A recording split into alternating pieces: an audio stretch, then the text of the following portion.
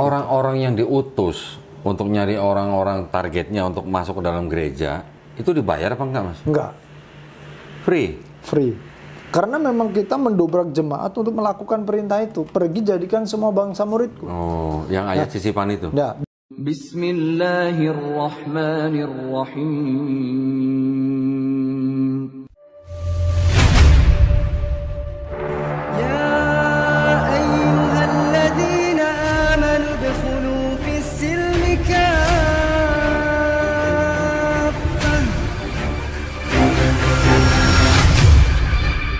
Assalamualaikum warahmatullahi wabarakatuh. Alhamdulillahirabbil alamin wassalatu wassalamu ala Rasulillah.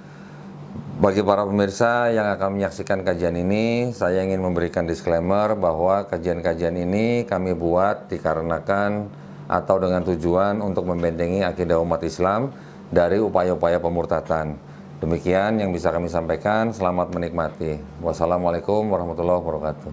Alhamdulillah. Bismillahirrahmanirrahim. Assalamualaikum warahmatullahi wabarakatuh. Waalaikumsalam. Alhamdulillahirabbil alamin wassalatu wassalamu ala Rasulillah. Senang sekali bisa berjumpa kembali di channel Daunditan. Malam hari ini saya ditemani oleh salah seorang katanya mantan misionaris ya, Mas ya? Iya. Betul ya? Assalamualaikum warahmatullahi wabarakatuh, Mas. Waalaikumsalam. Panggilannya Mas Tri. Mas Tri aja. Nama lengkapnya boleh? Tri Atau nggak usah? Haryono. Tri Haryono. Oh, Tri Haryono. Berarti orang Jawa kayaknya. Orang Jawa asli itu lah. Jawa nih, Men. Pati saya. Pati ya, Pati bukan Pati ya. Nggak boleh ngomong Pati gitu, nggak boleh ya. Harus Pati gitu ya. Boleh aja sih. Pati dekat Semarang ya. Iya. Oh iya. Dari kecil tinggal di sana, Dari kecil tinggal di sana. terus pindah Jakarta gitu atau gimana? Dari kecil di Pati, terus akhirnya ke Lampung karena bapak usaha di Lampung. Oh, Lampung. Terus? Habis itu karena di Lampung juga tidak berubah juga hidupnya, titik tolak ke sekolah teologi itu dari Lampung. Oh, jadi sekolah tinggi teologi di mana? Maksudnya di Lampung? Waktu itu di Salatiga. Cuman berangkatnya dari Lampung. Oh gitu. Orang Lampung masuk STT Salatiga gitu ya. Iya. Padahal dari Pati gitu ya. Iya. Oh, tahun berapa tuh, Mas?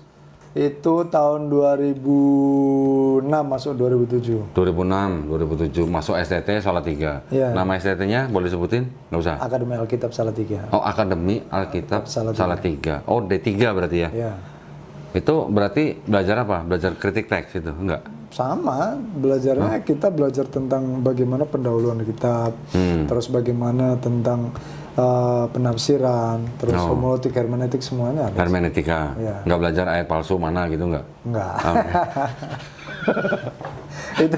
itu yang kita pelajari itu bagaimana Al-Qur'an dulu kan. Oh, bagaimana? Oh, dulu sempat belajar Al-Quran juga di STT itu. Karena kan kalau di STT itu sih enggak, cuman nanti ada mata kuliah khusus yang memang kita ambil di Islamologi itu.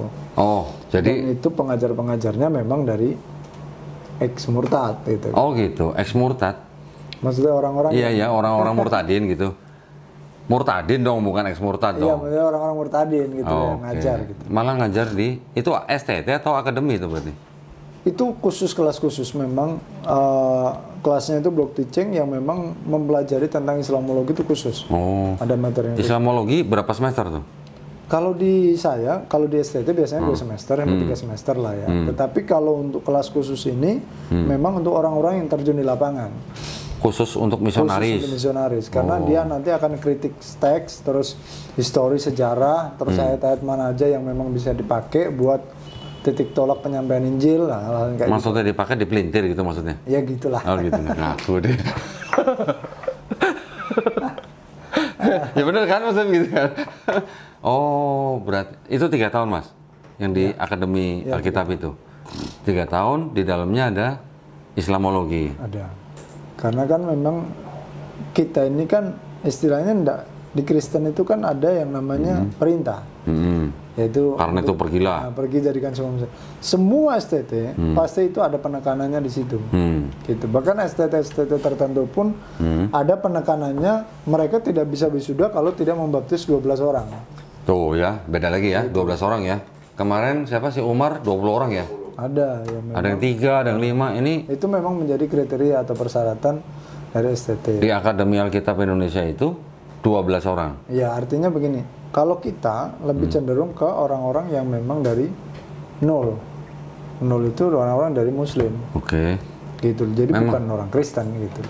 Enggak, memang berarti mahasiswa di akademi itu ditargetkan untuk membawa orang Islam sebanyak 12 orang Ya. untuk masuk Karena Kristen. kan, ya karena kan itu memang kita sebagai leader harus memenuhi syarat itu. Kenapa? Karena bagaimana kita mengajarkan kepada umat pada waktu itu untuk menginjil kalau kita sendiri tidak pernah menginjil, kita sendiri tidak pernah memberitakan itu. Gitu. Jadi yang target 12 orang itu masuk ke dalam mata pelajaran atau Enggak, itu menjadi syarat untuk wisuda. oh untuk wisuda, Ya. bukan untuk apa namanya? Itu goal akhir. Goal akhirnya 12 orang. Kalau lebih Ya silakan. dapat kumlot gitu. Dapat kumlot nggak? Oh, kalau kurang nggak bisa wisuda? Enggak. Widih. Dikasih waktu berapa lama itu, Mas? Ya sedapatnya. Oh. Makanya kalau mau Lah kan wisuda setahun sekali. wisuda apa enggak ya terserah dia kan berarti. Gitu. Enggak, maksudnya wisuda kan setahun sekali. Kalau waktu wisudanya barusan lewat terus dia harus cari 12 tahun, berarti nunggu tahun depan baru wisuda. Tahun depan. Oh gitu.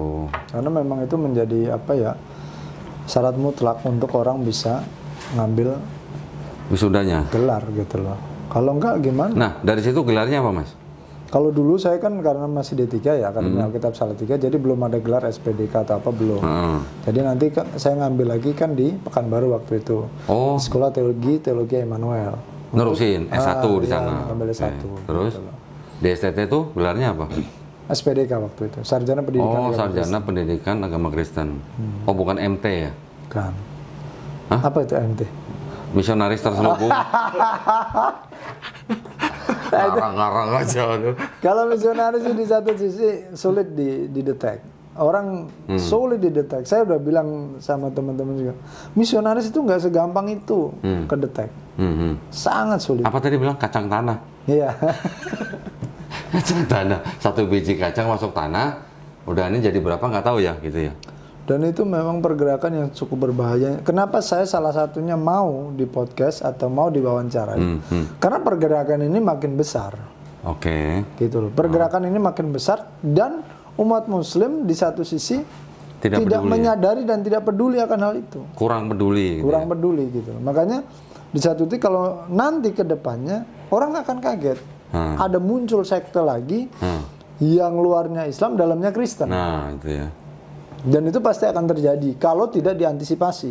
Luarnya Islam, dalamnya Dalamnya Kristen. Kristen. Itu berarti ciptaan misionaris tuh. Nah, iya. Itu Tahun berapa Mas pindah dari Akademi Alkitab itu ke STT yang di Pekanbaru itu? oh, kalau di Pekanbaru saya sih tahun 2014 kalau nggak salah. Oh, nggak langsung. Nggak langsung. Oh. Gitu kan, STT-nya boleh saya sebut berkelana namanya? dulu. Yang di Pekanbaru? Sekolah Tinggi Teologi Emmanuel Indonesia. Immanuel Indonesia. Oh. 2 tahun berarti? Nerusin yang akademi Nerusin itu? dari akademi. Berarti 2 tahunan? 1 tahun doang dong. Oh, 1 tahun? 1 tahun doang. Ada Islamologinya lagi? Ya ada. Karena memang yang punya STT itu juga di satu sisi Hah? orang lapangan juga. Misionaris? Iya, Oh, dedengkotnya misionaris dari sana mungkin ya? Begitu ya? Iya. Setahun di STT. Terus setelah itu Mas gimana? Langsung jadi misionaris? Ya, saya sebenarnya menjadi misionaris kan udah lama. Udah, artinya kita kan ke lapangan dulu. Kita nggak kuliah terus nggak. Tetapi kita ngambil step by step ngambil gelarnya itu. Tetapi kita lebih banyak kan di lapangan. Yang di mana? Yang di akademi atau di STT? Yang di akademi. Oh, akademi. Selesai praktek lapangan gitu Nah, ya? selesai dari akademi ini kan saya langsung mulai keliling. Oh, oke. Keliling mulai ya sampai ke Flores, sampai ke mana-mana gitu kan. Oh, yang menaungi siapa? Gereja atau? Gereja. Gereja. Sampai ke Hong Kong, ke Makau. Waktu itu Makau? Iya. Judi? Misionaris juga ke sono? Nah, misi itu kan akan dibawa kemana-mana. Di mana daerah itu tempat dosa, Hah? Tempat dosa? ya maksudnya tempat orang melakukan aktivitas yang di luar agama, maka disitulah misionaris diutus. Oke. Gitu loh. Oh, jadi waktu Mas Tri dari akademi itu langsung ke lapangan sampai ke Makau. Iya.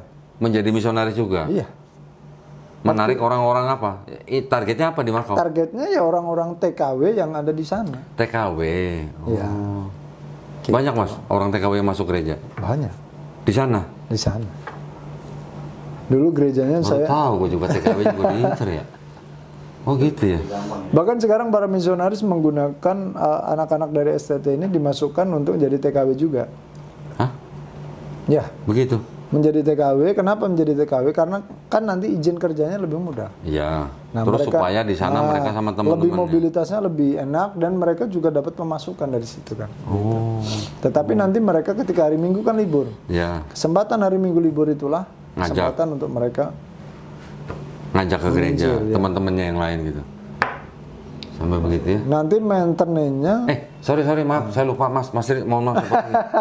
Ini ngomong-ngomong, channel Donditan nih di endorse nih. di-endorse sama Ngaji Cerdas Sama ya. siapa nih? Nah, Ngaji Cerdas nih. Alhamdulillah. Ngopi dulu kita, asik.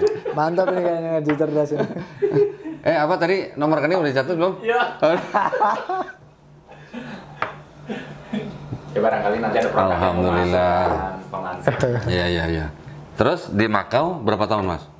Di sana hampir 2,5 tahun untuk urut hilir ya, Hongkong, Makau Oh, ya. Hongkong, Makau. Gitu. Mas Tri di sana sebagai koordinator apa sebagai Memang pendeta. pelaku? Oh, pendeta. Kita buka gereja kalau di sana. Oh, memang buka gereja. Nah, tetapi gereja itu menjadi fasilitas untuk kita memuridkan orang dan untuk kita mengutus. Jadi begini, hari Minggu misalnya selesai ibadah. Jadi kalau misionaris itu ibadah itu celebration. Oke. Artinya bukan menjadi sesuatu yang utama. Ya. Gitu. Tetapi yang lebih cenderung kita mainkan adalah pemuritan. Jadi jemaat itu misalnya ada 20 orang atau 30 orang. Nah, nanti kita didik mereka untuk keluar dari gereja, kirim dua-dua ke lapangan kemana, temui orang yang pada next minggu ke depannya, you harus bisa bawa itu ke dalam gereja. Dan nanti begitu lagi. Gitu, itu begitu lagi. Gitu. Jadi Mas diutus ke Makau menjadi pendeta berarti ya? Ya, pendeta saya di sana. Itu akademi itu bisa jadi pendeta? Bisa dong. Jemaatnya berapa tuh Mas? Waktu itu karena saya kan perintis. Oh. Nah, sebelum masuk ke sana kan dibekali namanya Sekolah Pelayanan Rasuli, yang tugasnya adalah membuka gereja-gereja baru. Nah, disitulah memang ya dari waktu itu 15 orang Jemaatnya? jemaat. Tapi itu misi semua? Ya, misi semua. Ya pada akhirnya dari 15 bagaimana bisa berkembang menjadi banyak. Ya itulah tugas kita. Terakhir Mas pulang dari sana jemaatnya berapa? Waktu saya pulang dari sana sudah hampir 300-an lebih. Widih, dari 15? Dari 15. Kurun waktu 2 tahun setengah? Ya. Dan itu memang targetnya ya dari orang-orang Muslim. TKW. Nah, memanage-nya bagaimana? Memanage-nya ini saya sampaikan juga sebelum zamannya Zoom ada, Skype ada. Kami dulu menggunakan telekonferensi namanya. Oke. Jadi setiap jam 12 malam mereka selesai kerja aktivitas, kami cara memuridkan mereka melalui telekonferensi. Jadi saya di apartemen, mereka pasang HP mereka masing-masing. Nah, disitulah pemuritan Bible. Oh. Jadi misionaris itu tidak sembarangan, istilahnya mereka tuh otak mereka tuh dipakai benar-benar untuk bagaimana ini bisa jalan. Itu orang-orang yang diutus untuk nyari orang-orang targetnya untuk masuk ke dalam gereja, itu dibayar apa enggak Mas? Enggak, Free? free. Karena memang kita mendobrak jemaat untuk melakukan perintah itu. Pergi jadikan semua bangsa muridku. Oh, yang ayat sisipan itu? Nah, dan pergi jadikan semua bangsa muridku ini kan bukan ditujukan hanya kepada orang, bukan hanya kepada pendeta. Iya. Tetapi kita dorong jemaat. Nah, itulah yang membuat multiplikasi itu berjalan pada waktu itu ya. Jadi yang namanya misionaris itu bukan cuma saksi Yehova ya Mas ya? Oh enggak. Hah? Justru bukan. Oke, ya pemirsa ya dengar sendiri ya. Jadi sekarang kan kalau teman-teman Kristen itu dituding bahwa masih banyak misionaris-misionaris yang mencoba mengkristenkan orang non-Kristen, disangkanya yang door to door, disangkanya itu hanya orang saksi Yehova. Tetapi Mas bukan dari saksi Yehova kan? Bukan. Tuh, ya, berarti bukan cuma saksi Yehova yang door to door ya Mas ya? Itu yang diutus-utus itu juga door to door. Iya. Door to door, gate to gate gitu ya. Mall to mall gitu ya. Ya, istilahnya di mana saja, Di mana kapan aja. saja, dengan siapa saja. Nah, itu kalau penginjilan. Ya, ya. Tetapi kalau misionaris itu, dia lebih cenderung target daerah, wilayah. Oh. Misalnya dikasih target wilayah. satu wilayah misalnya di Jakarta Utara. Ya udah dia akan ngupleknya di Jakarta Utara. Mulai dari dia pemetaan wilayah, mulai dia strategi nanti masuknya bagaimana, dia akan fokus ke Jakarta Utara. Sampai terjadi kegerakan gitu kan. Itu misionaris. Tapi kalau penginjilan bisa berlaku di mana saja, kapan saja, dengan siapa saja. Gitu loh, namanya PI, penyampaian Injil kan. Gitu. Tapi kalau misionaris punya basis. Jadi Mas Tri waktu di Makau itu boleh dikatakan tugasnya ya rutinnya sebagai pendeta, tetapi sebenarnya misi terselubungnya adalah mendidik para misionaris baru untuk mendatangkan jiwa baru gitu ya. MLM lah, multi level marketing. MLM. Gitu. Bagaimana kalau kita mengerjakan sendiri, hasilnya kan kecil. Iya. Saya misalnya sama Kodandi. Punya kaki tangan. Nah, Gitu ya. Kalau kita punya kaki tangan, maka hasilnya kan makin banyak. Ya. Menyebar kanan kiri itu depan caranya. belakang gitu ya. Kenapa multiplikasi atau gereja itu makin banyak jemaatnya kan dari situ. Karena multiplikasi. MLM itu tadi. Dua tahun setengah Mas di Makau. Terus habis itu pulang ke mana? Habis itu saya ke Palembang. Oh Palembang, Pulang Sumatera dari Selatan. sana, dari Hong Kong, dari Makau, saya pulang. Tahun berapa tuh Mas ke Palembang? Ke Palembang itu sekitar tahun 2010-an. Oh, udah lama ya. Saya pulang ke Palembang. Bukan pulang ya, karena itu panggilan hati ya. Karena saudara nggak punya, teman nggak punya, siapa-siapa nggak tahu. Itu ditugaskan berarti? Nggak pada waktu itu panggilan hati saya. Oh, oke. Saya datang ke Palembang, Ngapain? ya dengan tujuan Sama? sama, Dengan yang di Makau? mama. Tapi itu panggilan hati. Jadi Mas Tri di Palembang 2010 buka gereja sendiri gitu? Ya, Hah? buka gereja. Daerah mana? Itu di daerah Cinta Manis. Oh, Cinta Manis itu masuk dari Pelaju, Mariana Pelaju masuk ke dalam. Arah kemana? Arah ke Oki? Atau arah ke mana? Masuknya jalur sih namanya. Kalau orang-orang Palembang tahu lah jalur mau arah ke jalur 20. Pokoknya Pelaju, Mariana, Cinta Manis itu mereka tahu daerah situ. Dan itu belum ada gereja pada waktu itu. Gitu. Ketemu namanya Muhammad. Wih. Nah dari satu cikal bakal itu satu keluarga akhirnya terima, dia masuk Kristen. Terus dia yang mengelola gereja itu? Dan dari satu keluarga ini terus kita terus bergerak di daerah situ dengan metode yang kita pakai, ya akhirnya terus bertambah. Aniaya ada, pertentangan ada. Tetapi itulah saya bilang orang Kristen itu makin ditentang makin kuat, gitu, makin kuat. Dan akhirnya apa ya makin bertumbuh. Sampai dapat jemaat berapa tuh Mas di situ? Ada sekitar 15-an orang pada waktu itu. 15 awal. Terus bertambah. Bahkan ada yang sampai sekolah teologi ya. Sekarang dia jadi dosen juga di Solo. Widih. Di Tawangmangu, SD Tawangmangu. Saya kirim ke sana. Sekarang dia jadi pendeta juga, jadi pengajar. Widih. Jadi Misionaris juga? jadi kalau dibilang, aduh. Makanya saya bilang kalau kan banyak itu kadang-kala komen di YouTube ya. Itu bagaimana dosanya udah murtadin banyak orang. Saya bilang kalau cuma dituntut dari segi itu, saya nggak ngerti itu urusannya Allah lah. Karena itu masa lalu saya. Gitu loh. Karena sampai sekarang yang anak didik saya yang jadi pendeta juga banyak. Yang orang Madura itu yang dari Priok itu saya kirim ke ATI, Akademi STT ATI di Kalimantan Barat. Sekarang dia jadi misionaris utusan di Filipina sama Thailand. Widih. Gitu. Sampai ke sono? Sampai ke sono. Dan itu kalau dituntut bagaimana dosanya itu urusan Allah karena itu masa lalu saya gitu. Dan anak binaan saya yang masuk ke sekolah teologi nggak sedikit gitu. Karena mereka apa melihat radikalisme saya dulu waktu di Kristen waktu menjadi misionaris. Oh, jadi waktu masih misionaris tuh Mas radikal ya? Sangat radikal. Oh, sangat radikal. Karena kalau nggak menggunakan radikal kita nggak akan bisa gerak. Radikal dan militan ya berarti? Pasti. Nah, tapi waktu Mas Tri buka gereja di Palembang, itu nggak ada gereja atau yayasan di belakangnya Mas Tri? Nggak. Itu panggilan hati saya. Bahkan uang tabungan selama saya dulu di Hongkong sama di Makau ya habis di situ. Dipakai buat di situ. Oh, tapi kan dapat perpuluhan balik. Enggak dong. Aku enggak. Karena ketika gereja itu sudah berdiri, jemaah itu sudah saya mulai dari persembahan itu uang recehan. Mereka ngasih uang recehan sampai di satu titik mereka udah mandiri mapan secara ekonomi, mereka udah oke, ada perpuluhan, ada bisikan di hati saya. You tinggalkan itu, serahkan gereja itu. Artinya perpuluhan saya nggak menikmati karena Oh, memang nggak ambil. panggilan hidup saya dulu di situ. Oh, Dan misionaris itu tidak bedakan misionaris sama pendeta. ya, Kalau pendeta yang dipikirin pasti duit. ya. Gimana nanti anak saya gimana? Kalau misionaris nggak, Misionaris kan juga butuh biaya. tetap dia nggak akan mikir ke situ. Terus dari mana biayanya? Kerja. Oh, kerja. Saya dulu ngajar bimbel. Oh, jadi kerja juga, misionaris juga gitu. Karena begini, seorang misionaris, kenapa saya bilang radikalisme?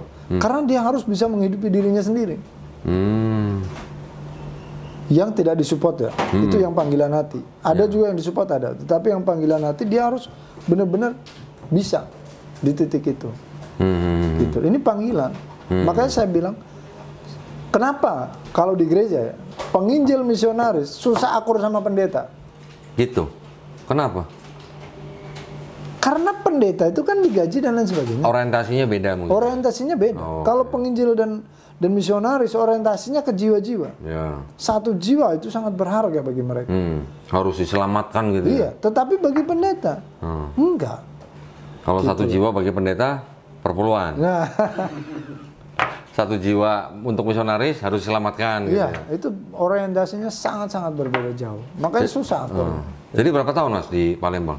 Saya di Sumatera itu dari 2010 itu berjalan sampai 2016. Oh, 2015-2016 saya masuk Jakarta itu. 2016 saya baru mulai ke Sumatera tuh Mas. Oh gitu. Iya.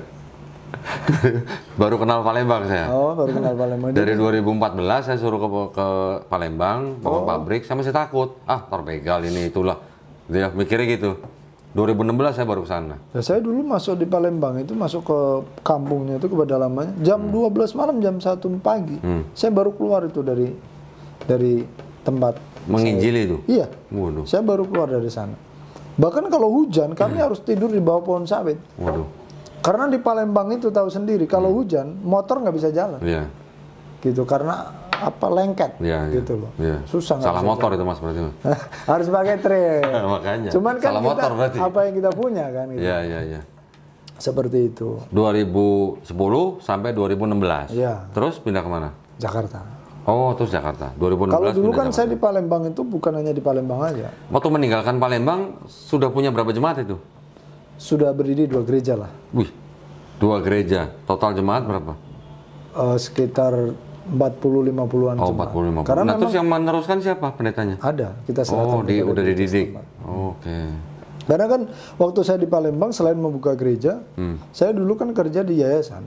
Oke. Yayasan yang memang menaungi para misionaris. Boleh sebutin namanya nggak? Atau nggak boleh? Dulu namanya CVI, CVI. Christian Vision Indonesia. Oh, Christian Itu Vision dari Indonesia. Australia. Hmm. Dan itu memang kami support ke para misionaris-misionaris yang ada di lapangan. Seluruh Sumatera yang bergerak di suku Melayu. Seluruh Sumatera. Secara spesifik di suku Melayu. Oke. Berarti termasuk Aceh juga? Ya. Aceh juga banyak misionaris. Makanya dulu pemetaannya setiap provinsi kami harus tahu ada berapa suku. Terus pemahaman mereka tentang Islam sejauh mana? Metode apa yang mau kita pakai di suku tersebut? Gitu. Itu semua udah dipetakan semua. Sampai segitunya ya. Gitu. Jadi memang benar-benar screening itu data itu sudah ada semua. Padang juga bisa Mas dimasuki? Bisa. Banyak yang murtad Padang? Ada. Ada. Ada. Tidak banyak. Tetapi tidak banyak. Oh. Kita Aceh? fair aja. Aceh Sama. gimana? Aceh Kalau itu selain itu yang suku-suku Melayu banyak yang murtad. yang susah itu sebenarnya orang Palembang asli sama orang Lampung asli. Susah untuk murtad. Ya. Karena? Karena di satu sisi mereka tidak terlalu tertarik dengan agama, Oke. tidak terlalu jauh juga dengan kriminal. Jadi mereka itu Oke. apa ya? Yang penting gua Islam. Mm-mm. Nah orang-orang begitu tuh yang susah. Iya, iya, iya. Karena dia tidak punya idealis tentang agama. Oke.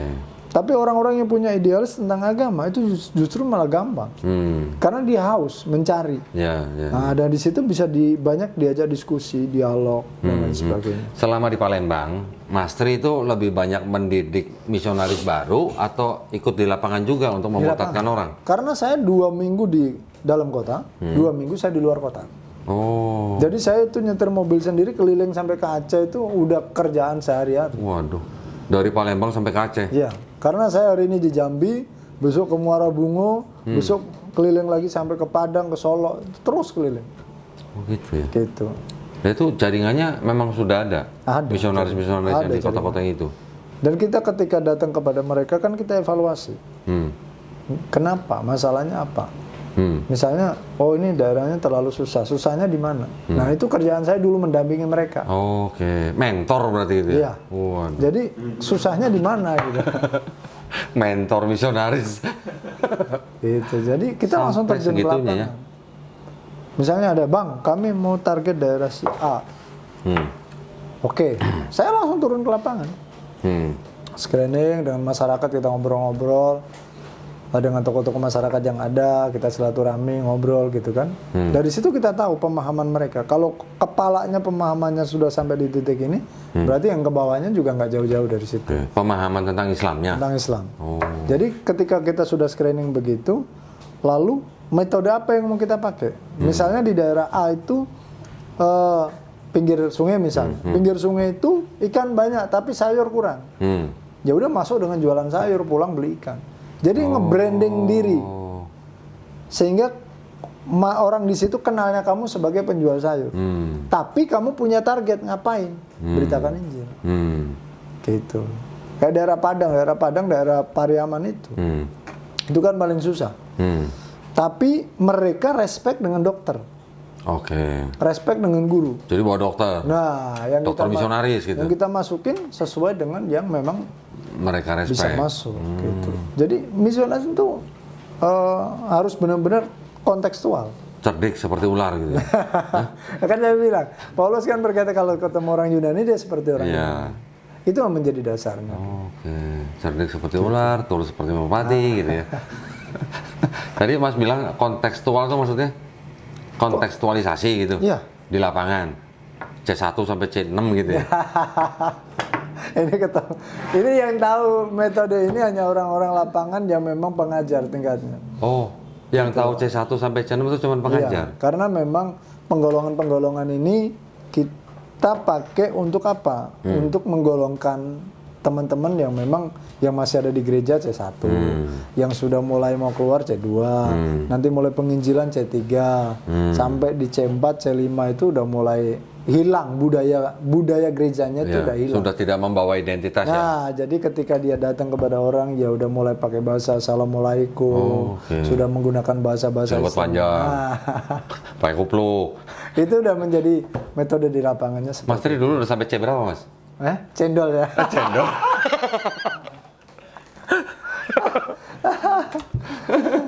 Karena memang tidak banyak, apalagi orang Islam ya. Orang Kristen sendiri juga tidak tahu apa Tidak itu C1 tahu. sampai C6 ya. Tidak tahu. Yang tahu hanya Itu pengajar misionaris. Bahasa lapangan itu.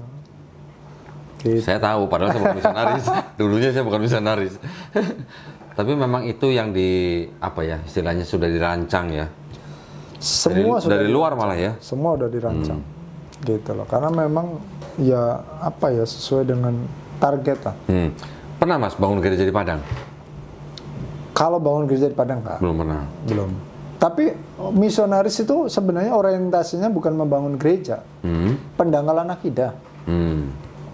Karena gereja itu bagi misionaris itu nggak penting. Oh gitu. Beda dengan pendeta. Ya oke, maksudnya misionaris dan pendeta kan harusnya bekerja sama dong. Enggak, beda. Enggak. Prinsipnya beda jauh. Misionaris mah pokoknya targetnya mendangkalkan akidah. Jiwa. Oke. Yang penting you beriman bahwa Yesus adalah Tuhan dan Juru Selamat. Itu yang dikejar. Nanti dengan sendirinya baju itu akan kebuka. Oke. Gitu kan? Ya, Bahasanya kan begitu. Ya. Ketika ini di dalamnya masih ada kopi, masih ada kotoran. Gimana sih caranya nyingkirin kopi ini?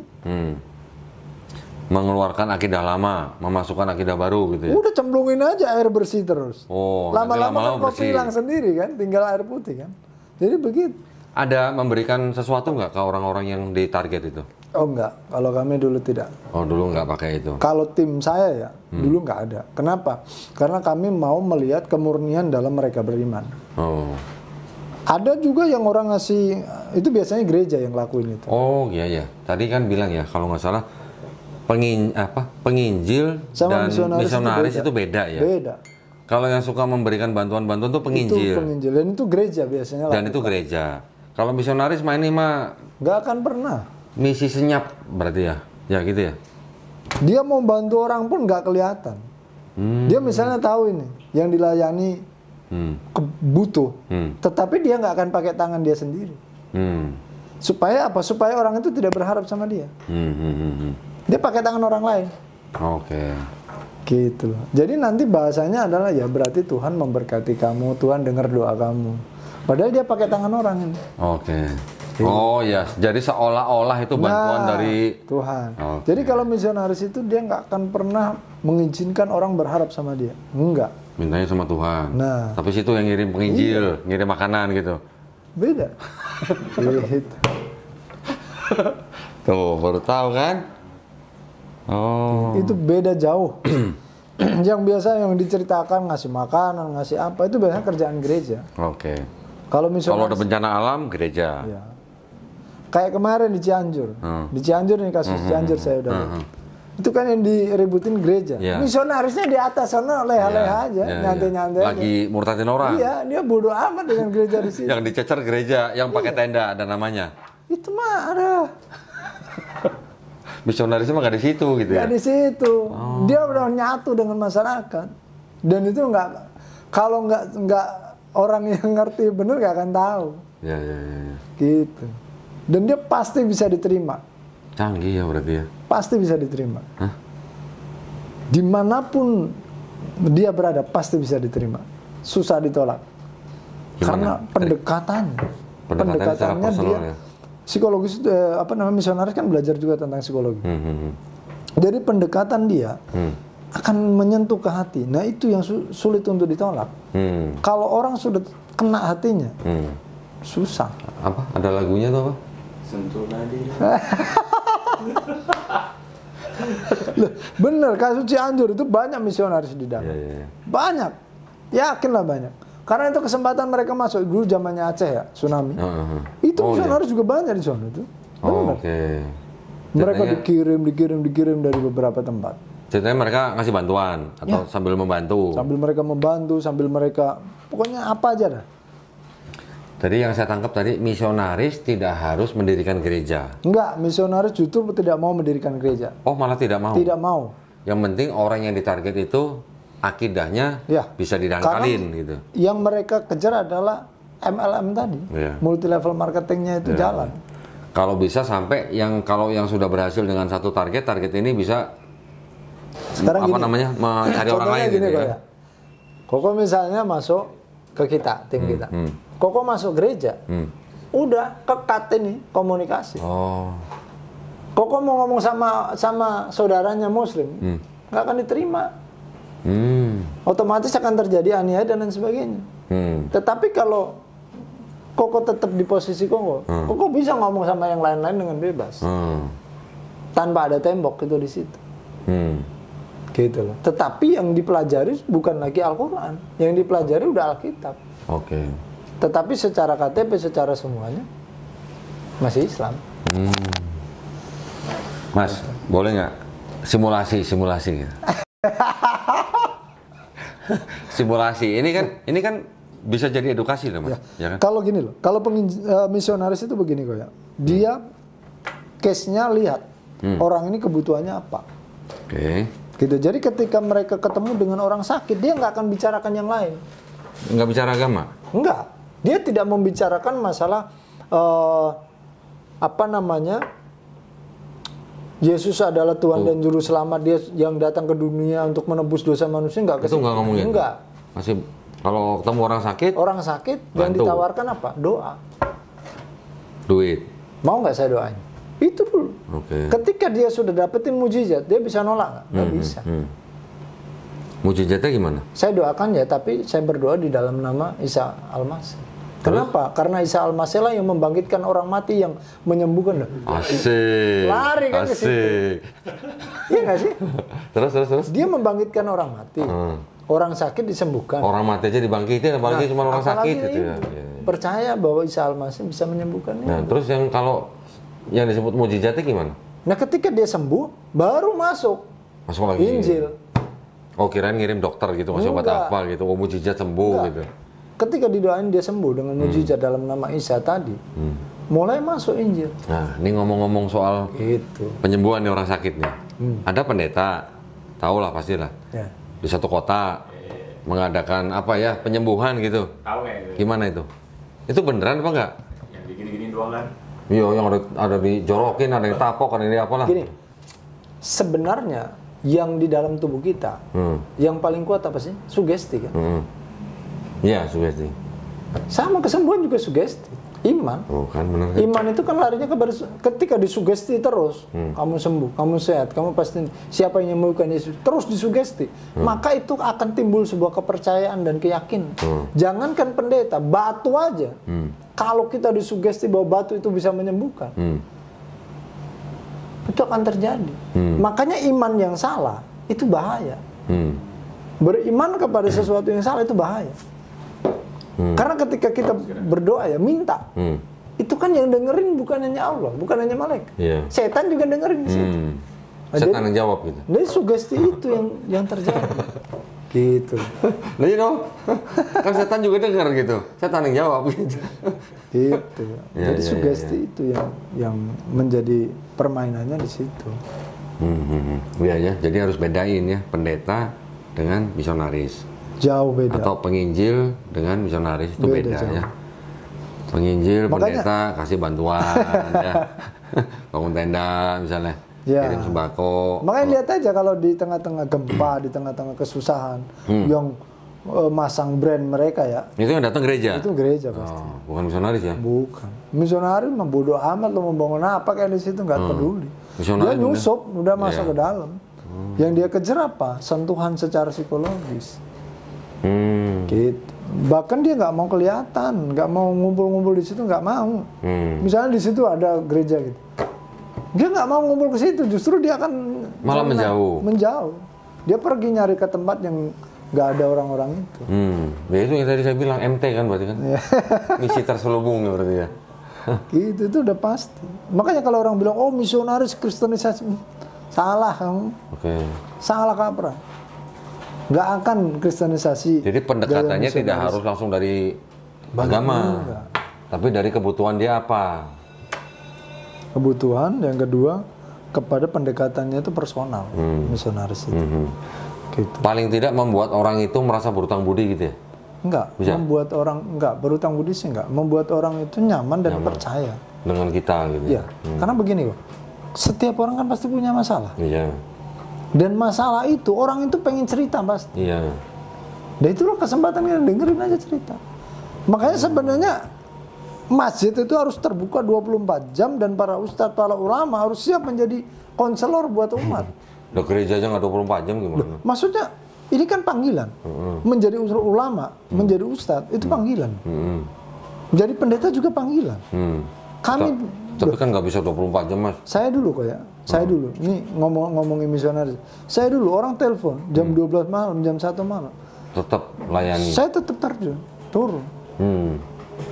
Kenapa? Karena bagi saya dulu itu bukan pekerjaan, itu Panggilan. panggilan hidup. Saya sudah ditetapkan di sini ya saya lakukan di situ. Lain ya kalau udah kalau nyebut-nyebut udah panggilan. Beda kalau sudah panggilan tuh beda. Kalau dulu saya kalau sering ketemu Ustadz Ali ya, Ali Mansur, itu kan panggilannya untuk Mualaf. benteng mualaf. Ya, ya, ya. Jam berapapun dia di ini pasti dia terjun. Ya, ya. Nggak mungkin nggak. Oke, 2016 ke Jakarta. Terus Ya di Jakarta saya mulai bertugas ngubek pemetaan Jakarta. misionari lagi, Sama. pemetaan lagi. Bangun gereja enggak? Hah? Enggak bangun gereja. Nggak. Oh enggak. Ya Lebih cuman cenderung ke pemetaan. cari jiwa di Jakarta gitu. Ya. Waduh, Jakarta kan banyak. Dulu kan larinya saya sampai ke Cirebon juga, Cirebon, Indramayu, Garut gitu kan. Jadi kita dampingin teman-teman di lapangan juga. Oh. Gitu loh. Kadang-kala kan mereka di lapangan itu kejenuhan. Mengalami kejenuhan, stres karena memang kondisi lapangan ya. Perlu ilmu baru gitu mungkin. Perlu mereka di konsultasi. Kenapa? Masalahnya Kasih duklok gitu. ya gitulah gitu. Tahu nggak duklok? Dukungan logistik. Nah, kalau dukungan logistik mah itu udah pasti tiap Pasti, bulan ya. mereka ada. Gitu. Jadi 2016 sampai sekarang masih Jakarta berarti itu? Kalau di Jakarta sih saya nggak pernah pindah kemana-mana. Oke, dari 2016 berarti ya? Iya. Oke. Nggak pernah pindah kemana-mana. Ya Jadi Mas Tri sudah memurtadkan berapa orang? aduh, kalau itu mas saya nggak mau ngitung lah. Wah, Takut. bener, saya nanti netizen ini. ditagih mau penonton. Netizen Iya, itu pasti ditagih, balikin nagih. lagi dong gitu. Ya, ya bukan begitu juga ya. Kalau namanya dibilang itu dulu berapa profesi ya. saya udah angkat tangan lah. Artinya saya tidak mau mengingat itu lagi lah. Karena udah banyak. Ya. Kalau dibilang banyak. Tetapi, Ratusan, ribuan ya kalau ratusan di atas. di atas sana. Makanya Oh, maksudnya masih hitungan keselkos lah, ratusan? Ratusan. Ratusan. Gitu. Cuman kan kita multiplikasinya itu yang ngeri. Iya. Emang Jadi ini dari orang yang kita bawa ke dalam Itu yang ngeri. Kristen misalnya waktu itu Bahkan kalau boleh dibilang sampai sekarang kan masih jalan gitu. Ya? multi itu masih jalan, ya itu yang saya ngeri. Saya nggak mau nyebut gitu loh. Iya. Mungkin dulu Mas memurtadkan 300 orang. 300 orang ini sudah memurtadkan berapa orang kita nggak tahu ya. Iya. Kayak yang Khairul Anwar yang tembel yang nongol di YouTube itu, Iya. yang mantan preman Malang yang bertobat, yang sekarang dia jualan bakso edan di Malang itu kan saya dampingin dia berapa bulan. Begitu. Iya. Makanya kata-kata dia itu ciri khas, hidup bagi Kristus, mati keuntungan. Asik. Asik. Ada tuh di YouTube. Dan itu kata-kata itu ketika masuk di dalam hati dia sampai sekarang. Sampai sekarang dia tuh malah jadi penginjil di mana-mana. Gitu. Artinya makanya kalau dibilang Oh. misionaris udah berapa banyak, saya udah angkat tangan dah. Saya nggak mau nyebut. Kenapa? Karena itu kan multi. Dan kita kejar itu multinya. Multiplikasinya. Gitu. Iya, gitu. Bahkan kalau kita sudah menjadi seorang leader, kita udah nggak pusing lagi baptis orang. Justru malah orang-orang yang misalnya orang ini dimenangkan oleh A, ya kamu yang harus baptis. Ya, sekarang gini kan tadi Mas bilang misionaris kan tidak penting mendirikan gereja. Ya, Kalau sudah mendapatkan atau memurtadkan orang, terus orang bilang itu saya mau gereja mana gitu. Nah, terus gimana? oh kita akan tahan. Nah, Kita akan berikan penjelasan bahwa gereja itu tubuh kamu. Wih, gila. Gereja itu bukan bangunan. Bait Allah gitu ya. Ya kan ada ayat. Ya. Nah, makanya ayat Makanya jangan itulah merusak bait Allah. Gitu. Makanya jangan bilang rokok gitu ya. ayat itulah. Pakai apal gua. Ayat itulah yang dipakai. Gitu. Siapa yang Iya, maksudnya kebaktiannya di mana? Kebaktiannya di rumah. Oh. Kalau dia masih satu, masih belum bisa kita tarik ke kumpulan, ke jamaah, namanya JRT, jamaah rumah tangga. Oh. Nyebutnya juga udah Komsel gitu pakai, ya? bukan komsel. Nyebutnya udah pakai jamaah, namanya kontekstual kan. Oh, biar ini ya. Gitu. Oke. Jadi Itu C berapa itu? C berapa itu? Jadi udah pakainya kontekstual. Iya. Jadi nggak pakai komsel. Kita screening juga kok. Artinya orang ini kalau memang belum bisa dibawa ke jamaah, kita persen to persen pemuritan. Oke. Sampai dia mateng, bisa dipercaya, baru ditarik ke jamaah. Jadi sebenarnya tujuan misionaris itu untuk memurtadkan orang itu supaya orang itu hanya menjadi Kristen atau supaya orang itu juga menjadi misionaris lagi? Menjadi misionaris dong, multiplikasi. Oh gitu ya. Gitu. Kalau cuma hanya jadi Kristen aja buat apa? Itu urusan gereja ya? Itu urusan gereja itu udah. Oh, Ngurusin oke. orang-orang Kristen itu urusan gereja. Oke. Jadi kalau gereja memurtadkan orang menjadi Kristen, nah Pasti larinya ke menjadi gereja. Tetapi mereka kalau kami- tidak harus memberi orang itu misi untuk menjadi misionaris. Nah, nanti dia kan dipuk-puk terus di dalam gereja ini. Kamu jadi Kristen ya ibadah di sini ya, jangan lupa perpuluhan tiap bulannya ya. Itu gereja urusan. Oke. Tapi kalau kita enggak.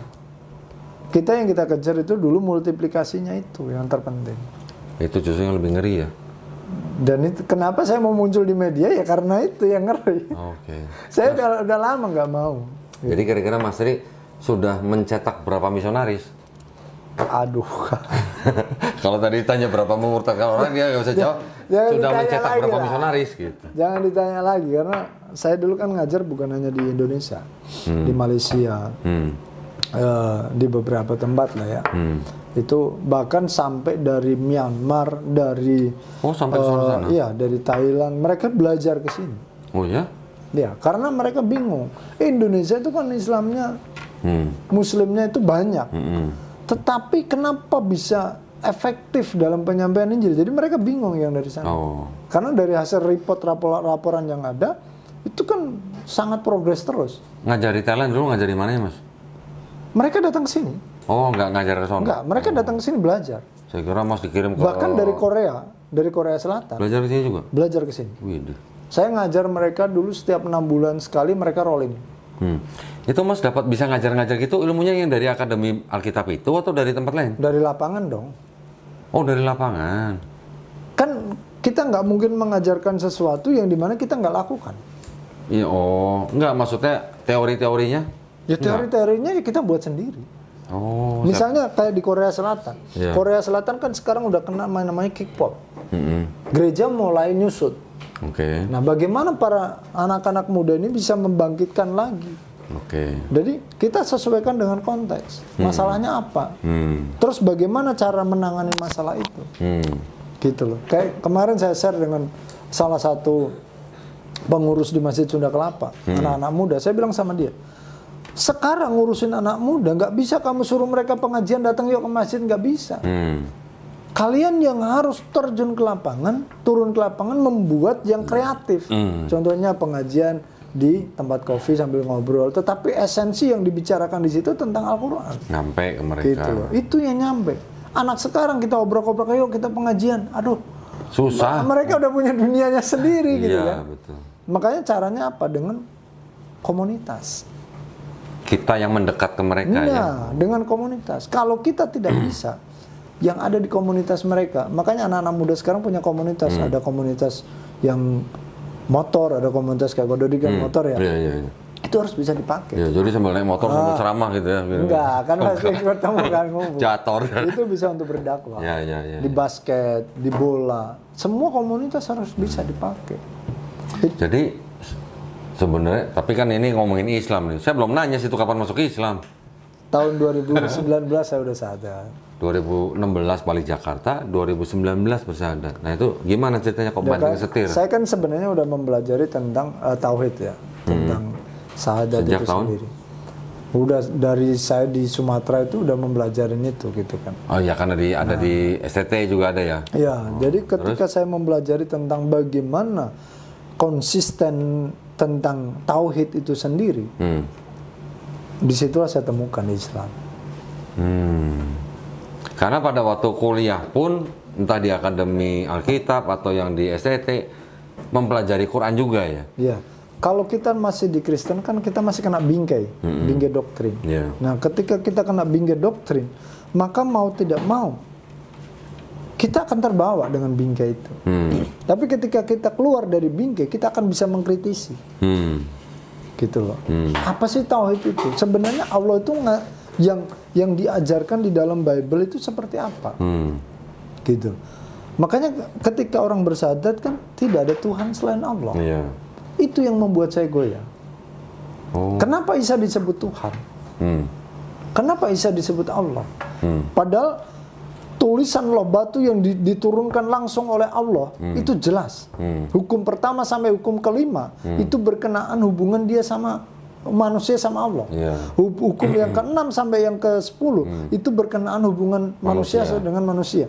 Dan itu dijelaskan lagi di dalam kitab Injil.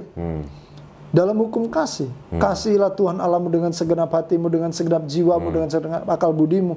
Yang sama dengan itu, hablul minanasnya, kasihi sesamamu manusia dengan dirimu sendiri. Dan itu di Islam kembali lagi diajarkan. Hablul minallah, hablul minanas. Itu yang membuat saya pada akhirnya goyah.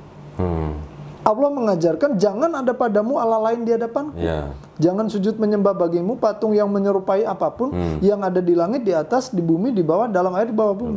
Jangan sujud menyembah kepadanya ataupun beribadah kepadanya. Yeah. Karena Tuhan Allahmu adalah Allah yang cemburu. Nah, kenapa di dalam kitab Injil ada inkonsisten Allah yang menjadi manusia? Yeah. Padahal ini jelas di dalam diturunkan sendiri penekanannya dengan jelas banget bahwa Allah itu nggak boleh diserupakan oleh apapun. Allah tidak berubah. Tidak Maliaki 3:6. Tidak berubah. Ya. Allah bukan manusia.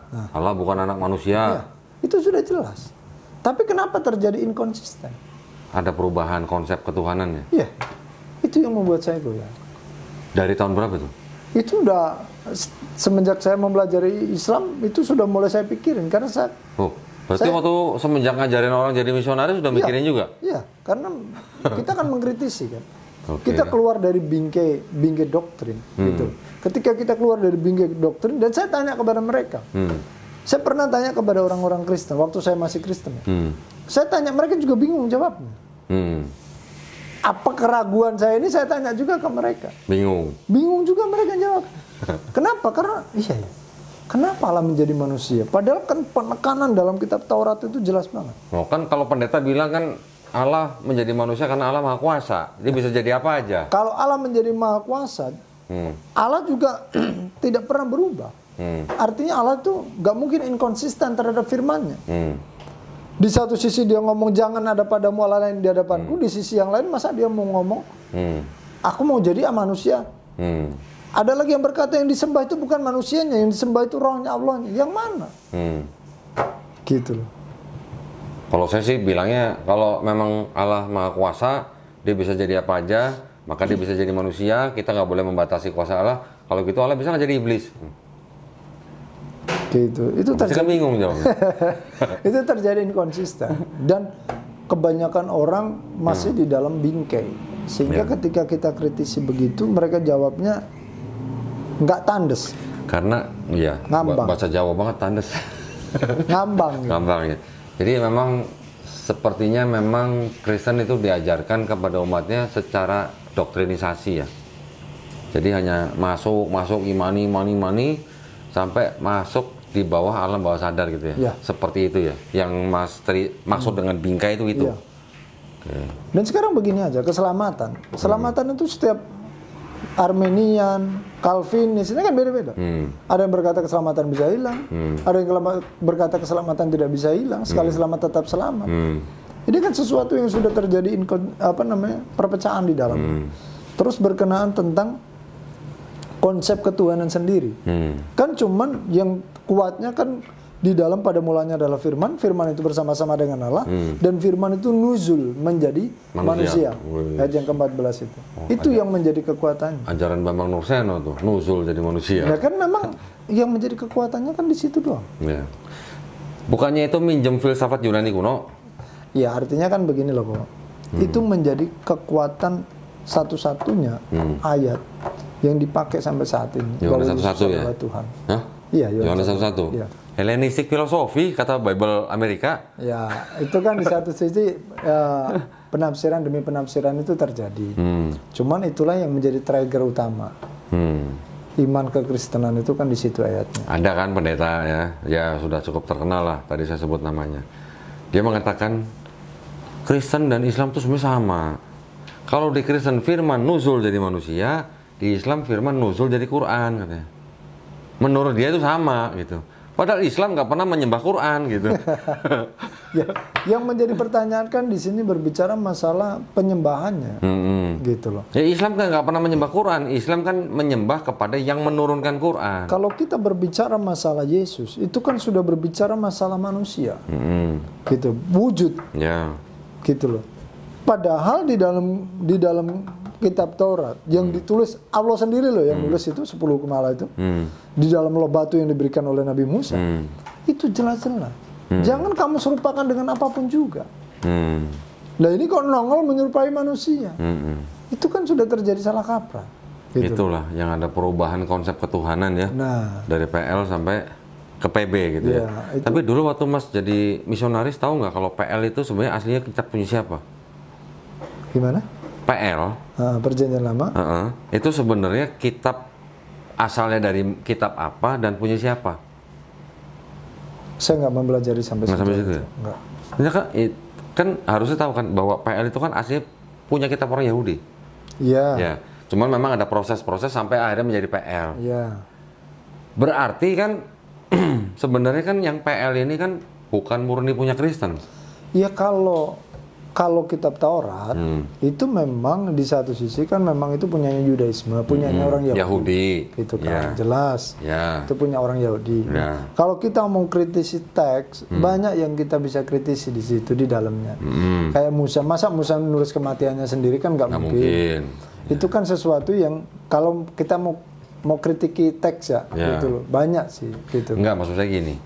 PL asalnya kan dari kitabnya orang Yahudi. Ya.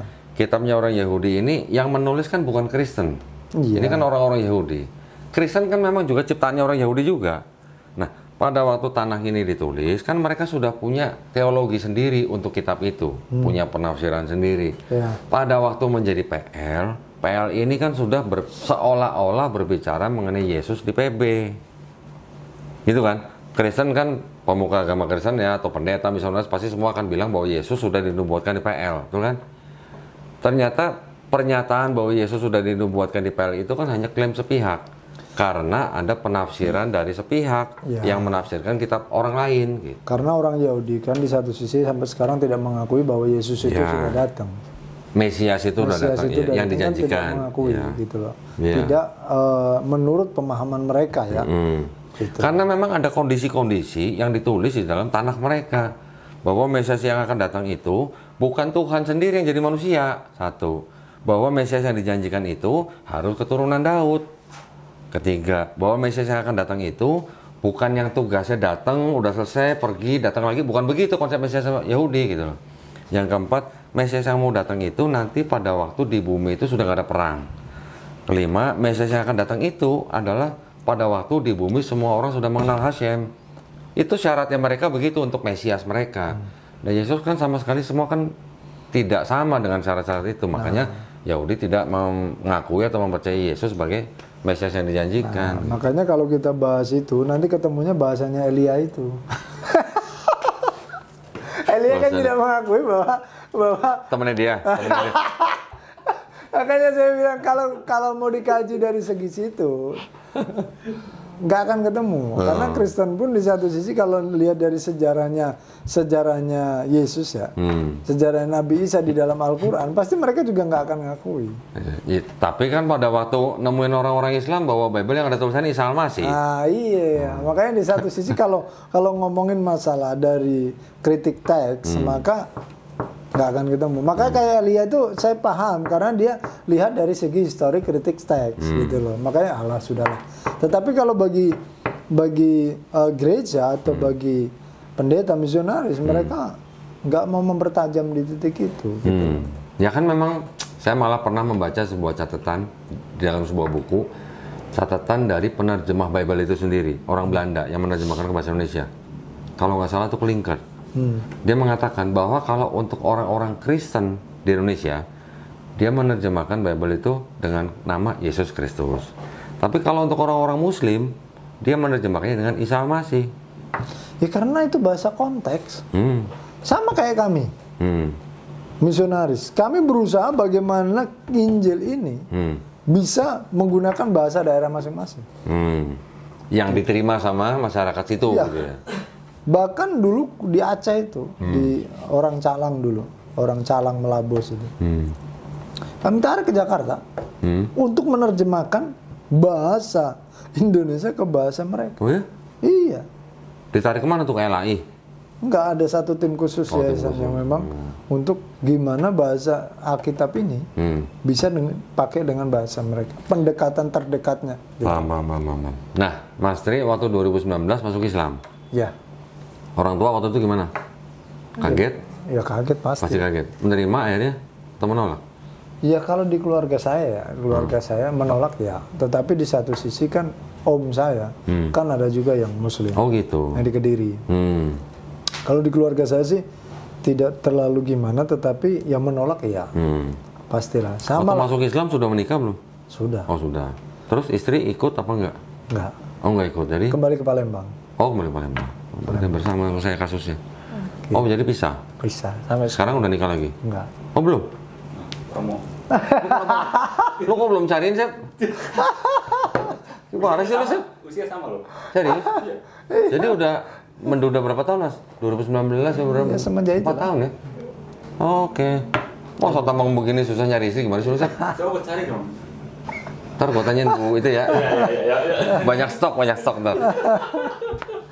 Dulu kok Pak Yunan juga sering ini saya. Gitu ya? Iya, cuman memang apa ya? Saya menepis isu. Isunya kan yang digoreng oleh teman-teman misionaris maupun gereja. Saya itu masuk Islam karena menikah, gitu loh. Jadi ini saya buktikan ke mereka bahwa saya tidak pernah ada hubungan dengan perempuan. Bahkan dulu pernah sekali saya, Pak Yunan juga kenal. Itu malah orang Muslim yang pelacur. Pelacur kami didik, kami iniin. Dia mau sholat lagi, dia mau balik lagi, tapi keluarganya nggak setuju. Nggak apa-apa, saya bilang. Justru itu yang saya menikahi gitu, dulu. Tapi di satu sisi yang beredar isu, saya itu menikah dengan pengusaha rental mobil yang kaya, makanya saya masuk Islam. Kan konyol. Saya udah pernah bawa ketemu Pak Yunan itu. Oh gitu. Udah bawa ketemu Pak Yunan, ngobrol-ngobrol sama beliau, tapi akhirnya nggak jadi. Dia menikah dengan orang Bandung. Saya datang, dia nikah. Yang Tapi penting maksud dia saya kembali gini, ke jalan. maksud saya gini. Mas Tri ini sampai akhirnya berpisah dengan istri untuk masuk Islam. Ilmu misionarisnya kan udah ngelotok lah ya di kepalanya Mas Tri ini. Setelah mengetahui Islam, gimana kondisi di komunitas Islam tuh gimana? Iya, kalau di komunitas Islam ya menurut saya giroh untuk dakwahnya jujur aja agak kurang. Kenapa? Karena memang mereka mungkin karena sudah menjadi mayoritas yang pada akhirnya dia tidak menyelidiki sampai sedetil itu bahwa terjadilah di lapangan itu, di kalangan bawah itu yang seperti ini gitu. Mereka tidak melihat dari sisi itu. Makanya saya pun sekarang ketika di Muslim, di Islam ini, saya akan bangkitkan giroh itu lagi. Gitu loh. Untuk apa? Generasi terutama. Kalau yang tua mungkin udahlah. Tetapi untuk generasi ini penting. Gitu. Betul. Kalau tidak dipikirkan dengan baik, maka dengan sendirinya akan tergerus. Jadi maka itulah ilmu kristologi itu menjadi sesuatu yang penting buat umat Islam, gitu kan? Kan untuk mengetahui kayak akidah mereka bagaimana menjawab mereka kalau mereka mencoba melemahkan akidah kita, kan begitu kan? Sama halnya seperti dulu waktu Mas Tri belajar Islam untuk melemahkan akidah orang Islam, gitu kan? Karena begini loh, kita ini kan di fase mewarisi agama, bukan mewarisi iman. Gitu. Kenapa saya berani berkata begitu? Karena ketika kita terlahir Kristen, maka kita agamanya Kristen. Terlahir Islam, agamanya Islam. Karena orang tua kita seperti itu agamanya. Nah, saya sering kadang-kala iseng ya bertanya dengan teman-teman Islam, kenapa sih kamu Islam? Ya karena bapak saya Islam. Kamu tahu nggak Islam itu artinya apa? Saya coba ngetes gitu loh. Banyak kan bingung. Banyak kan nggak tahu ya. Islam itu apa? Muslim itu apa? Terus kenapa ada rukun iman? Kenapa ada rukun Islam? Sampai saya itu dengan teman-teman dari Gontor dulu, saya minta tolong, buatkan buku-buku kecil yang berkenaan dengan rukun iman, rukun Islam itu aja dulu, tentang dasar tentang nanti tauhid itu bagaimana, itu aja dulu, supaya apa? Supaya generasi muda mereka memahami kenapa ya saya itu bersyahadat. Asyhadu alla ilaha illallah wa asyhadu anna Muhammadar Rasulullah. Itu artinya apa? Kenapa kita berikrar bahwa bersaksi bahwa tidak ada Tuhan selain daripada Allah? Nanti ada yang nanya, bersaksi emang kamu pernah lihat? Nah, ini kan berbicara keimanan. Keimanan itu bukan berbicara melihat. Aku bersaksi emang lu pernah lihat gitu, ntar ada yang nanya begitu ya kan?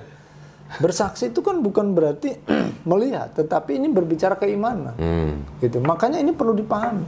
Kenapa kamu berani berkata bahwa tidak ada Tuhan yang lain dalam hidupmu? Tuhan itu artinya bahasa aslinya pemilik. Tidak ada pemilik dalam hidupmu kecuali daripada Allah. Nah, itu anak-anak muda dari garis pintunya ini kalau tidak diperkuat. Kenapa anak-anak muda sekarang menikmati hidupnya, menikmati gaya hidupnya, kayaknya melakukan dosa itu biasa aja gitu. Kenapa? Karena mereka tidak tahu di titik syahadat ini. Kalau mereka tahu hidup mereka milik Allah, saya yakin dah. Harusnya rajin sholat harusnya. Harusnya mereka mau ngapa-ngapain itu ngeri. Gitu. Dan mereka akan totalitas untuk berdakwah. Nah, Mas Tri ini sekarang gimana? Kegiatannya ada kegiatan dakwah juga? Kalau person to person kalau Mas. Person to person. Tapi kami ada komunitas di Priok. Komunitas di Priok, komunitas Islam. Ya komunitas Islam campur dengan mualaf. Oh, campur mualaf. C berapa tuh, Mas? Oh, nggak pakai C. C5. Aduh, habis kopinya.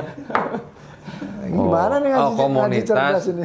Komunitas Islam campur dengan mualaf Iya. di Tanjung Priok. Di bawah yayasan atau enggak? Enggak. Oh, enggak. Kita komunitas aja dah. Karena kalau lu udah berbentuk yayasan, ujung-ujungnya nanti nggak enak. Gitu ya, tudingan-tudingan gitu. Nah, Ya. apalagi kalau udah berbentuk organisasi kan tahu sendiri lah ya. Iya, iya. Makanya kita lebih berbentuk komunitas. Kita menghindari hal-hal yang tidak diinginkan. Ya, tapi juga tidak ada salahnya. Nggak ada salahnya. Ya. Tetapi harus sama-sama dewasa. Ya, Ketika sudah tinggal bagaimana menjalankannya dengan dewasa gitu ya. Ya. gitu. Cukup? Ada lagi mungkin yang mau disampaikan pengalaman-pengalaman dulu waktu di hutan misalnya? Misalnya pas lagi nyari mangsa gitu? Yang saat Pengalaman-pengalaman ini yang mungkin unik gitu? Yang miss-nya adalah gini loh. Kita dakwah ke suku pedalaman yang belum kena. Yang mereka makan babi, kita enggak. Malah gitu? Itu yang sulit. Oke. Dan itu yang perlu digembur menurut saya. Ya, ya. Dai-dai muda yang punya hati, yang punya panggilan. Ya, ya. Saya siap memberi diri untuk mengajar strateginya dan mendampingi nanti ke lapangan seperti apa. Wis, mantap. Kalau ada. Kalau dulu mendampingi misionaris, sekarang mendampingi dai. Wis, mantap. Kalau memang mau, dan juga pesan saya buat teman-teman TKW yang ada di luar negeri, tolong diperhatikan dengan baik. Iya, iya, iya. Kalau bisa utuslah para ulama-ulama untuk mengcover Iya, iya, mereka. iya, iya. Jadi mungkin setiap minggu ada kajian, ada apa, jadi itu covering buat iman mereka. Saya baru dengar nih TKW ini benar. Ternyata inceran juga ya. Lah iya, Baru tahu loh saya bener loh. Lahan subur ya. lahan subur. Iya, maksudnya target yang empuk gitu ya. Ya, Karena memang setiap minggu kan mereka libur. libur. Jadi itu udah bener-bener istilahnya target yang empuk gitu ya. Serangannya bukan hanya dari misionaris, tetapi dari gaya hidup.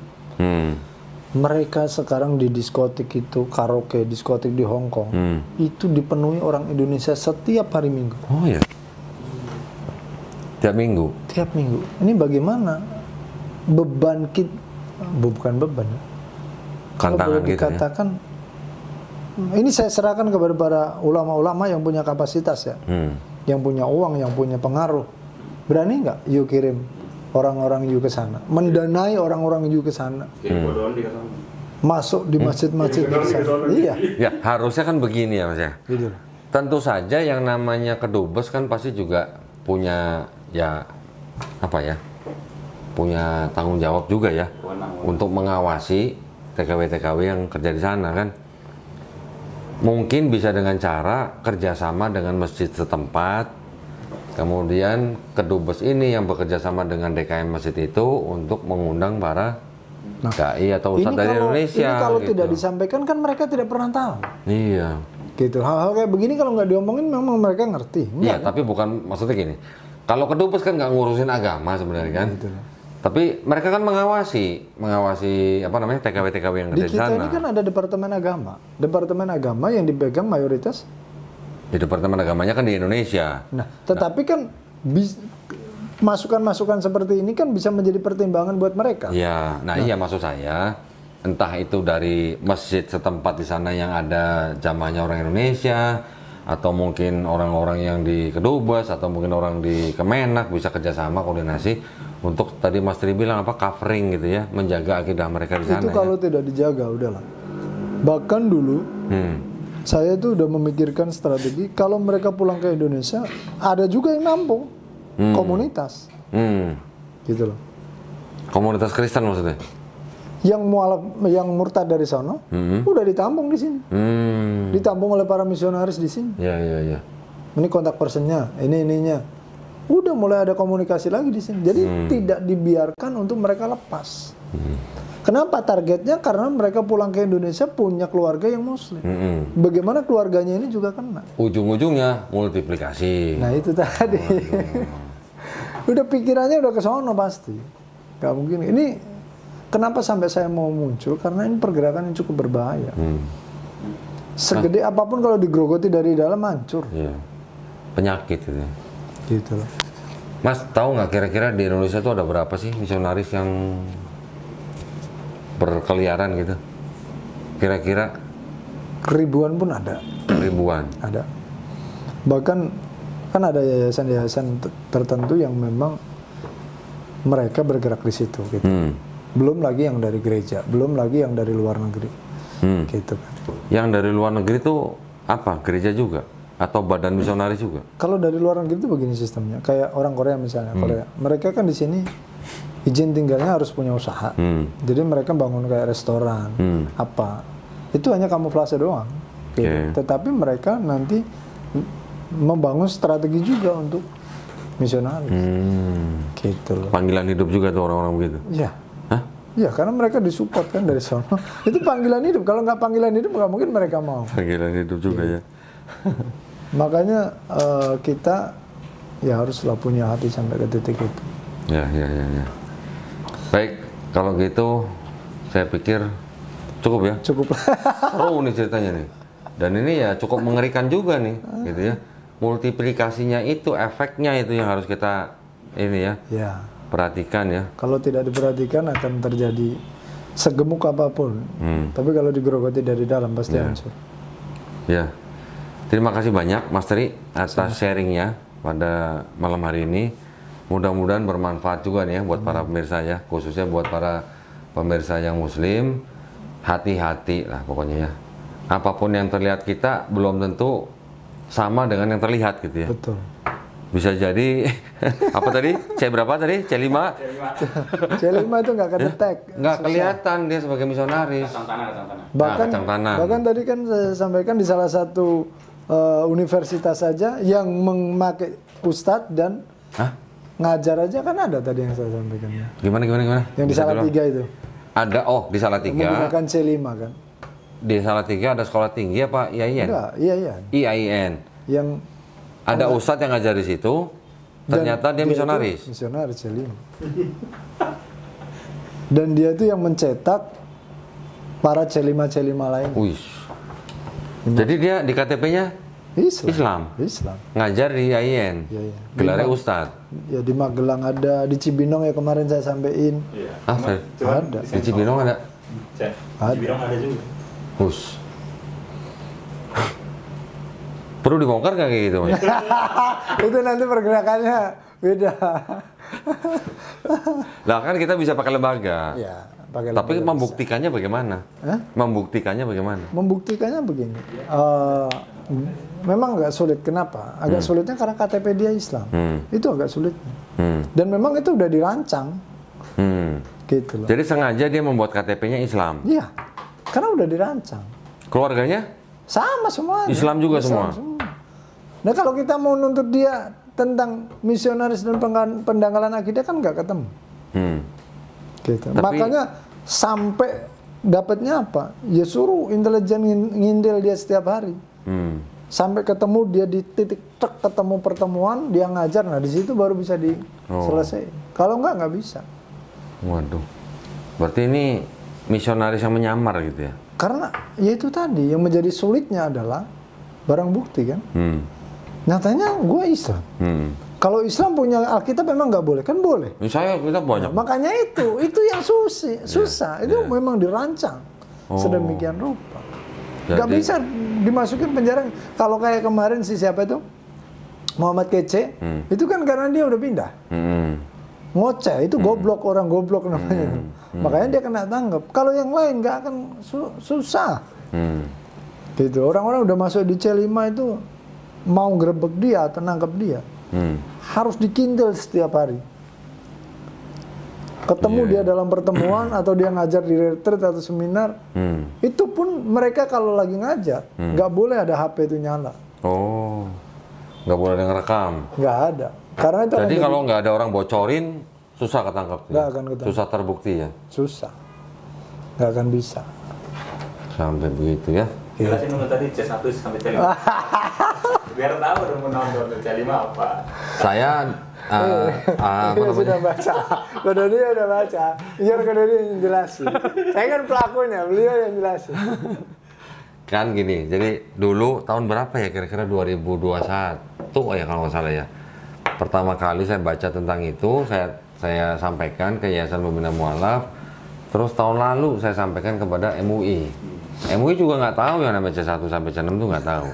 Cuman tadi mungkin kalau saya bacanya C1 sampai C6. Kalau Mas Tri tadi bilangnya udah sampai C5 itu udah Kalau sebenarnya udah. C6 itu kan yang beda negara, artinya Ya. mereka lintas negara, dan Ya. mereka menggunakan baju-baju Ya setempat. sudah istilahnya orang nggak tahu bahwa dia Ya.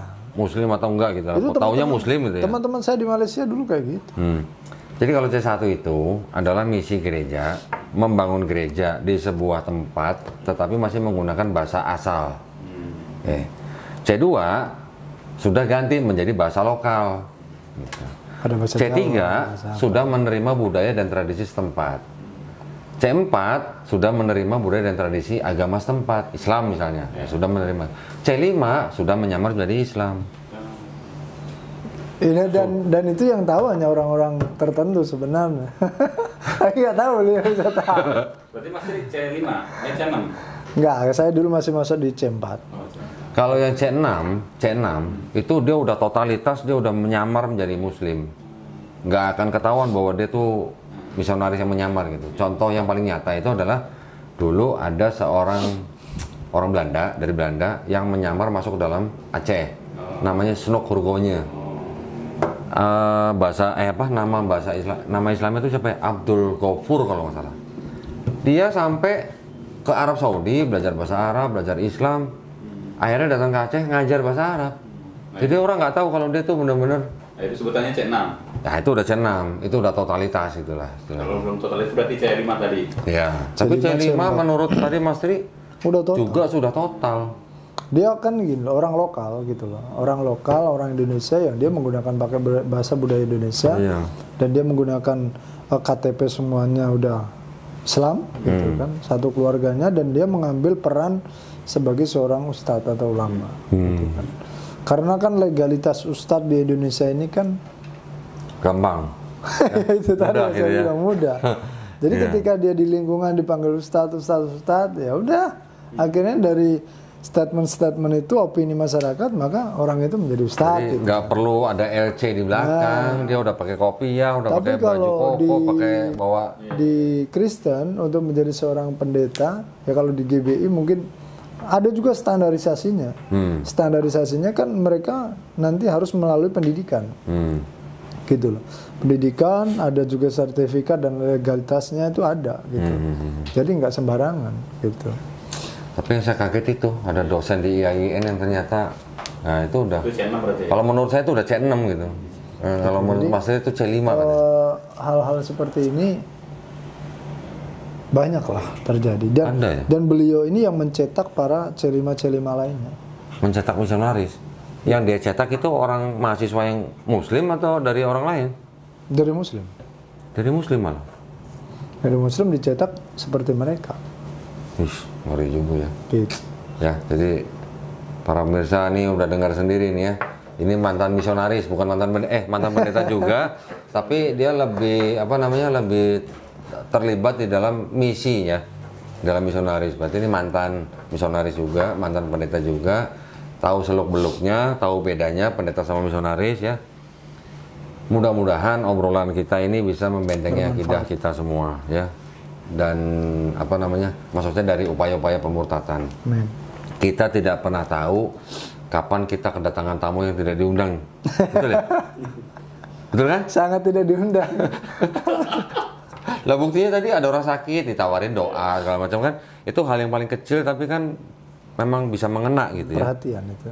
Perhatiannya Kalau mau sangat. dibongkar mah banyak lah, udahlah nanti next lain waktu mungkin. Siap ya. Jadi gitu para pemirsa ya. Baik, kalau gitu terima kasih banyak perhatiannya ya dari para pemirsa. Buat para pemirsa juga yang ingin mendukung perjuangan dakwah kami, silakan bisa mengirimkan ke BSI dengan nomor rekening 111889988 atas nama YPM Atawi Jakarta, dan bisa mengkonfirmasikan ke nomor handphone 081398837007. Barakallahu fikum, semoga partisipasi para pemirsa diterima di sisi Allah Subhanahu wa taala sebagai amal jariah ya. Amin ya rabbal alamin. Jumpa lagi kita nanti di konten-konten selanjutnya. Akhir kata wabillahi taufiq wal hidayah. Wassalamualaikum warahmatullahi wabarakatuh.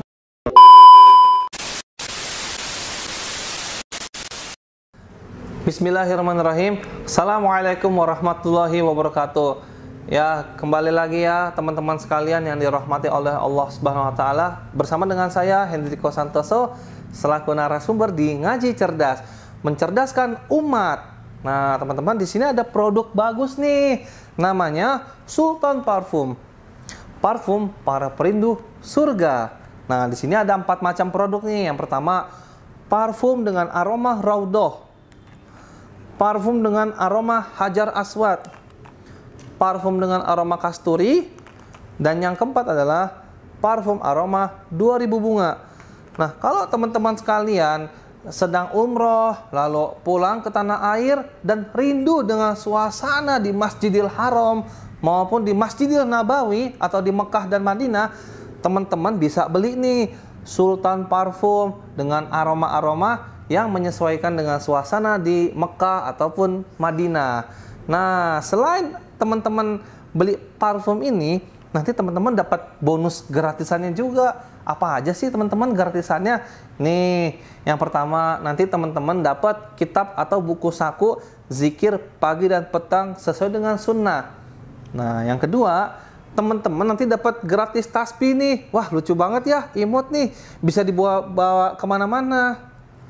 Yang ketiga, nanti teman-teman dapat juga nih kertas untuk bagaimana sih parfum ini digunakan untuk saat suasana apa aja. Di sini udah dijelasnya teman-teman semua. Nah, jadi teman-teman jangan lupa nih dibeli, informasinya ada di sini nih. Nah, dengan teman-teman membeli produk parfum Sultan ini, teman-teman sama saja dengan membantu operasional dakwahnya channel YouTube Ngaji Cerdas. Nah, luar biasa kan? Dengan harga berapa teman-teman sekalian? Cukup dengan 90 ribuan saja, teman-teman sudah bisa dapatkan ini semua nih. Masya Allah ya.